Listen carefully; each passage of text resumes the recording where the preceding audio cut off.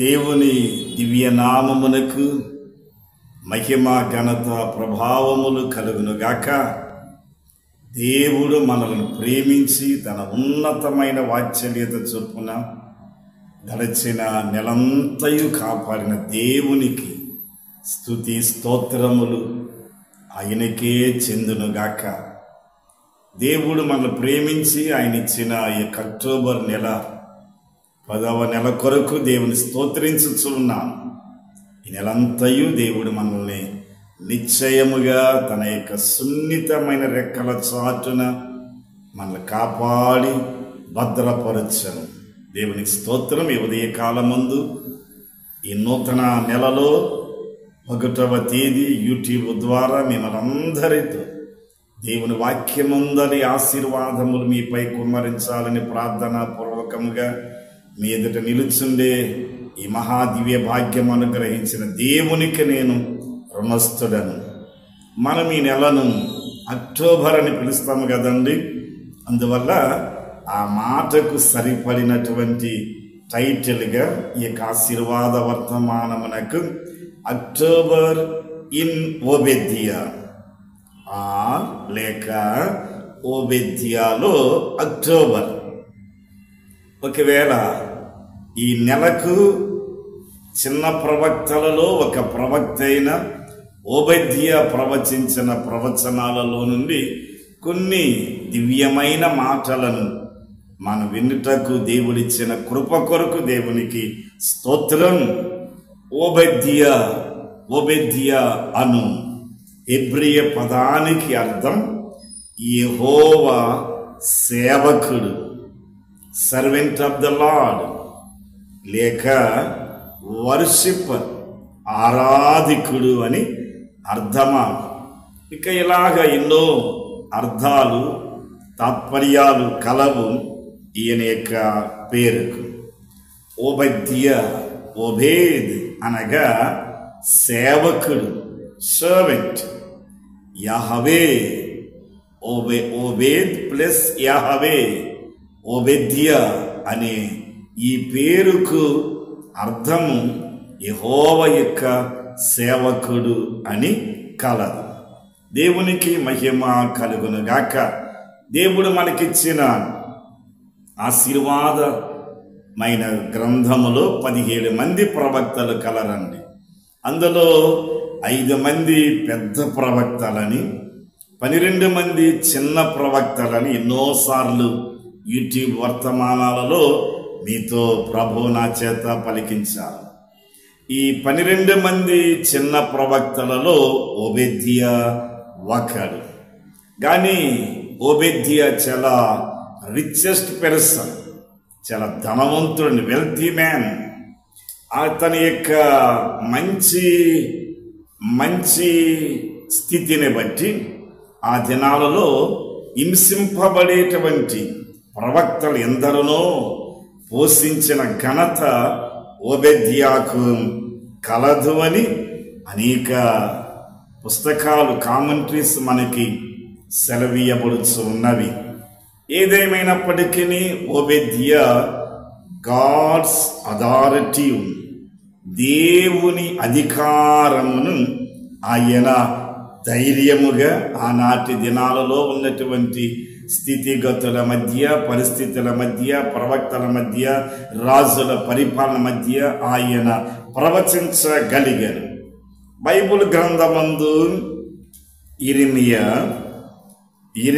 గ్రంథములో 49వ అధ్యాయం 7 నుండి 22 వరకు చదివిన ఎడల అందు రాయబడిన ప్రవచనాన్ని బట్టి ఓబేద్యా ఇర్మియా కంటేను ముందున్నటువంటి వాడు అని బైబిల్ వ్యాకరణాలు సెలవీయబడుచు ఉన్నవి. ఓబేద్యా చిన్న ప్రవక్తల యొక్క లిస్టులో ఉన్నప్పటికీ ఇర్మియా కంటేను ముందున్నటువంటి వాడుగా సెలవీయబడుచు ఉన్నది. ఓబేద్యా దేవుని అధికారమును ఎవరి మధ్య ప్రకటించెను అనగా, మనమందరం చిన్న వయసు నుండి ఎరిగినటువంటి ఆదికాండములో కనబడే యాకోబు ఏసావుల యొక్క తోబుట్లలో ఏసావు ఏసావు అనగా ఎరుపు రంగులకు ఆకర్షితుడు అని అర్థమా? ఏసావునకు మరి యొక్క పేరు కలదేమనగా ఏదోమియ్యలు. ఏసేపులో నుండి, ఏసేపు యొక్క స్వభావములో నుండి ఉన్నటువంటి ఏదోమియ్యల నిమిత్తమై తాను వారి స్థితిగతులను, వారి పతనమును, వారి దేవునికి దూరమైపోవచ్చిన స్థితిని తాను అధికారపూర్వకముగా ప్రకటించినటువంటి వాడిగా మనం చదవగలం. ఓబేద్యా పుస్తకం యొక్క ప్రాముఖ్యమైన అంశం ఏదనగా కీవర్డ్స్ ఏమనగా ఓబేద్యా 1వ అధ్యాయం 15వ వచనం ఒకే ఒక పుస్తకం అండి. ఓబేద్యా 1:15లో ఏమని రాయబడింది అనగా, నీవు చేసినదే నీ నెత్తి మీదకి వచ్చును అని దేవుని ఆత్మతో నింపబడినటువంటి వాడై ఏసావు సంతానికులైన ఓబేద్యా ఏదోమీయులకు ప్రకటించగలిగాను. దేవునికి మహిమయు ఘనతయు కలుగునుగాక. ఈ యొక్క చిన్న వివరణ యూట్యూబ్లో విస్తారంగా చెప్పటానికి కుదరదండి. ఇది చాలా క్లుప్తమైన సారాంశము మాత్రమే. కానీ ఈ నెలలో మనకు అవసరమైన దేవుని ఆశీర్వాదమునకు అనుకూలమైన కొన్ని 3 మర్మాలను మనం ధ్యానించుదాం. ఓబేద్యాలో నిమగ్నమైన క్రీస్తు, ఓబేద్యాలో కనబడేటువంటి క్రీస్తు. నెంబర్ 1, దేశములకు న్యాయము తీర్చేటువంటి వారు, దేశాలకు న్యాయము తీర్చేటువంటి వారు.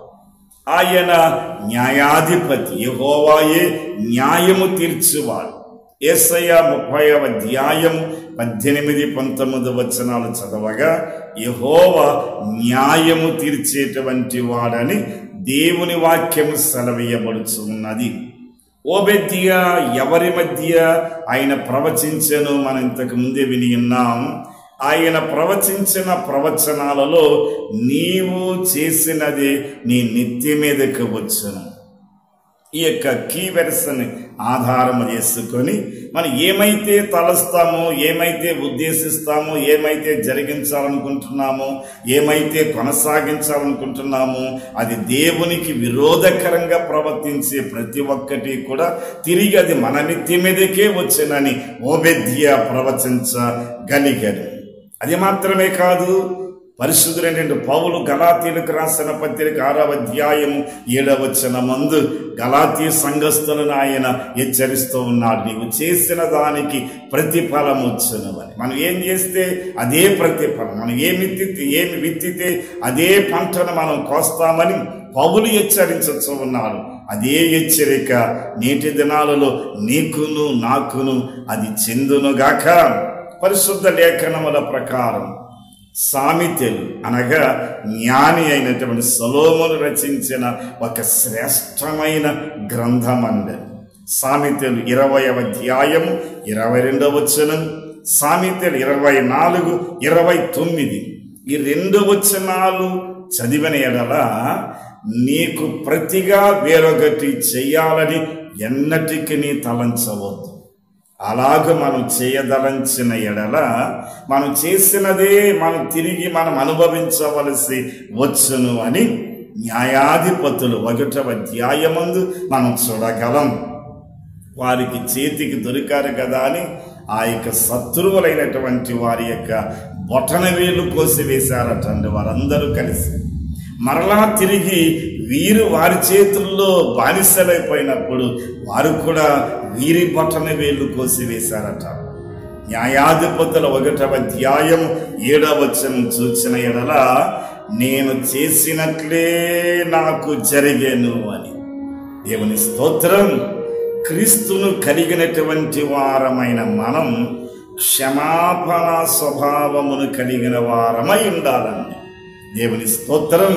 మనకు చెందని వారు, మన యొక్క రక్త సంబంధికులు, మన యొక్క దగ్గర బంధువులు, లేక ఇరుగు పొరుగు వారు, సహవాసానికి చెందిన వారు, నీవు పనిచేసే పాఠశాలల్లో కానీ, ఉద్యోగ స్థలాలలో కానీ, సమాజంలో కానీ మనకెవరైనా కీడు చేస్తే ఆ కీడుకు ప్రతిగా కీడు చేయక ప్రభువునకు మనం అప్పగించిన ఎడల, రోమీయులకు వ్రాసిన పత్రిక 12వ అధ్యాయం 19వ వచనమందు యేసయ్య తన యొక్క దాసుడైన పౌలు ద్వారా చెప్పుచున్నాడండి, పగ తీర్చుకొనుట నా పని, అది నా చేతికి అప్పగించమని.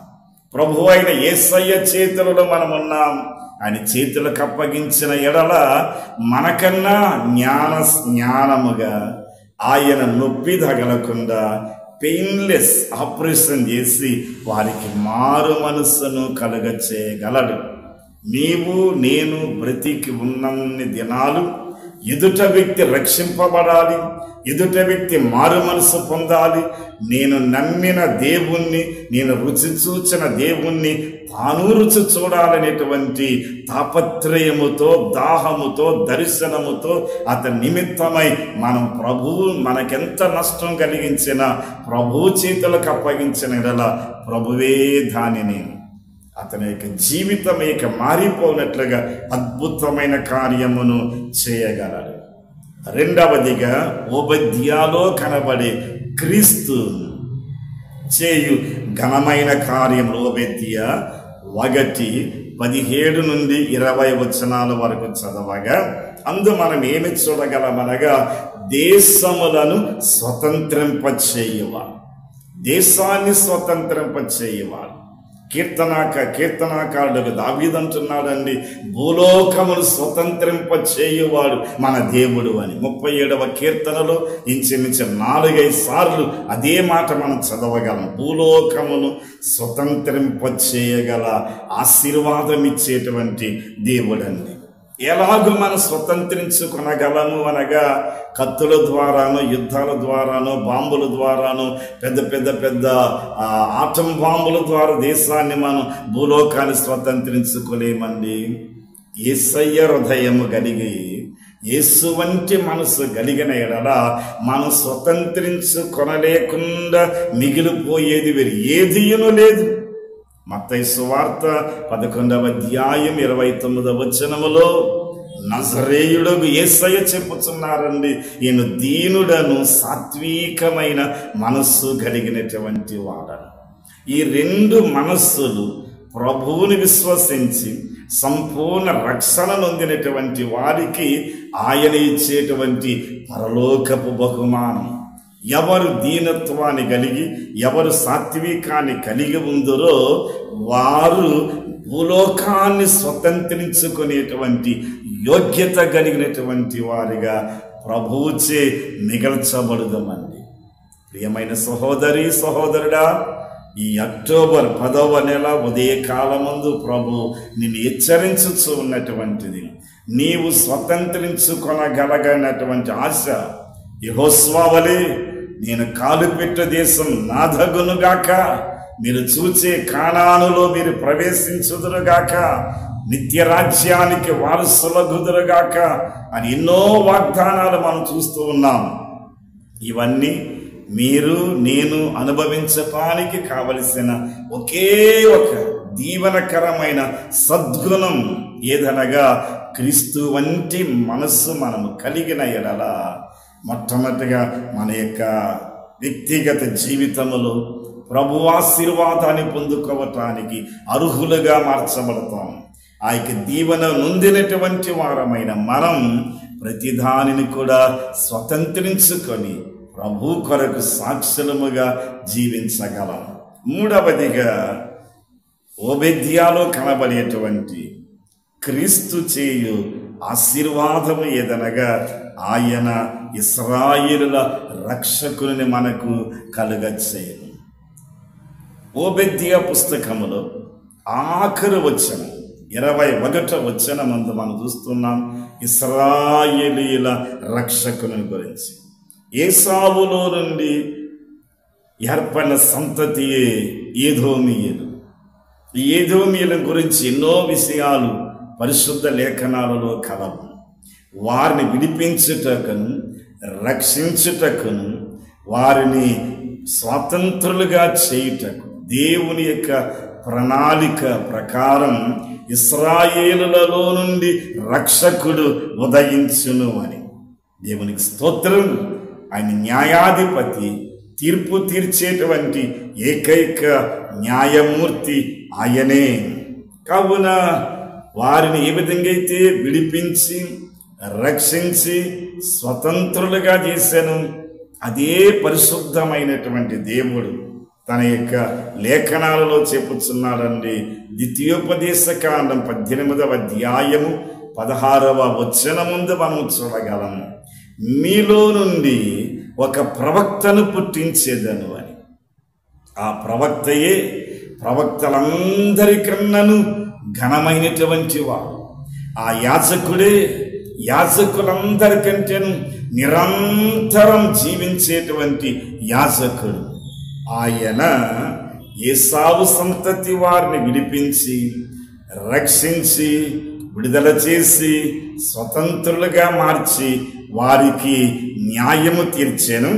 అదే పరమ తండ్రి మనకును కూడా ఆ ప్రవక్తలందరికంటేను ఘనమైన ప్రవక్తగా మన కొరకు పుట్టి నజరేతు పురవాసి అయి ఆయన మన యొక్క పాప పాషాణమనే బంధకములలో నుండి విడిపించటానికి ఆ పరమ తండ్రి ఓబెద్యా చేత ఎన్నో కొన్ని సంవత్సరాలకు ముందే ఈ ప్రవచనాన్ని ఆ పరమ తండ్రి ప్రవచింపజేశాడు.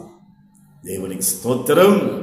ఈ ప్రవక్త సియోనులో నుండి తన నివాస స్థానమైన సియోను తన నివాస స్థానమని కీర్తన 9:11 మనం చూడగలుగుతున్నాం. సియోను తన నివాసం అవ్వగా కీర్తనలు 14:7 మరొక మాట సెలవీయబడుచున్నదండి. సియోనులో నుండి ఇశ్రాయేలునకు రక్షణ కలుగును. ఇశ్రాయేలులలో నుండి మనం రక్షింపబడటానికై రాలిపోయినటువంటి వారిలో నుండి సువిశేషం అనగా స్వార్థ కొరకు మన మిగిల్చుకున్నటువంటి దేవుడు. పాత ఇశ్రాయేలందరూ కూలిపోగా నూతన ఇశ్రాయేలుగా ఏర్పరచబడినటువంటి నూతన ఇశ్రాయేలు యొక్క సంతతి వారమైన మనకు రక్షణ కలగటానికి తన యొక్క నివాస స్థానము సియోనుల నుండి ఆయన మనం రక్షించును. నాట్ ఓన్లీ దట్, అది మాత్రమే కాదండి. 128వ కీర్తనలో 128వ కీర్తన 5వ వచనం, సియోనుల నుండి యెహోవా నిన్ను ఆశీర్వదించునుగాక. రక్షించిన దేవుడు అనాదిగా విడిచిపెట్టడండి. రక్షింపబడినటువంటి వారమైన మనలను దేవుని కొరకు ఘనమైన బలమైన ఆత్మల ఆదాయము చేసి సంఘాలలో దేవుని ఆత్మలు నింపటానికై ఆయన ఆశీర్వదించేటువంటి వారు. దేవుని స్తోత్రం. కీర్తన 14:7 సియోనును రక్షించిన దేవుడు 128వ కీర్తన 5వ వచనములో సియోనుల నుండి ఆయన మనల్ని నెలంతా కూడా ఆశీర్వదించును. ఆయన ఆశీర్వాదం ఈ 31 దినాలలో నీకేది కూడా తక్కువ కాదు, నీకేది కూడా అసంపూర్తిగా ఉండవు. నీవనుకున్న కార్యములన్నీ ప్రభు ఈ నెలలో సంపూర్ణముగా నెరవేర్చి ఆయన ఎడల చేసే కార్యములు. 20వ కీర్తన అందు ఆఖరుగా 2 వచనాలు చదవాలని ఆశపడుచు ఉన్నాను. పరిశుద్ధ స్థలములో నుండి 20వ కీర్తన 2వ వచనం, పరిశుద్ధ స్థలములో నుండి ఆయన నీకు చేయునుగాక. 10వ నెలలో అడుగు పెట్టినటువంటి క్రీస్తు యేసునందరి సహోదరుడా సహోదరి, నీకు, నీ కుటుంబానికి, నీ బిడ్డలకు, నీ రక్త సంబంధికులకు, నీ సంఘానికి, నీ నివసించే గ్రామానికి, దేశానికి ఆయన చేసేటువంటి ఆశీర్వాద వాగ్దానం ఏదనగా పరిశుద్ధ స్థలములో నుండి ఆయన నీకు వ్యక్తిగతంగా, నీకు అని రాయబడింది కానీ బహువచనంగా మీకు, మనకు అని రాయబడలేదండి. వ్యక్తిగతంగా ఆయన ఈ నెలలో నీకు చేయబోయే సహాయం ఎంత ఆశీర్వాదకరంగా ఉండను. కొండల తొట్టు నాకులు ఎత్తుచున్నాను అని ఆ భక్తుడు చెప్పినట్లుగా 42వ కీర్తన 41వ కీర్తనలో దుప్పి నీటి వాగుల కొరకు ఆశపడినట్లుగా ఆయన చేయబోయే దినదిన సహాయము కొరకు ఎదురు చూడండి. నిశ్చయముగా ప్రభు మాట తప్పని దేవుడు తన సహాయాన్ని నీకు కలుగచేయును. రెండవదిగా అదే 20వ కీర్తన 2వ వచనములో, సియోనులో నుండి నిన్ను ఆదుకొను, తన కుడి హస్తమును చాపి, తన కుడి హస్తాన్ని చాపి.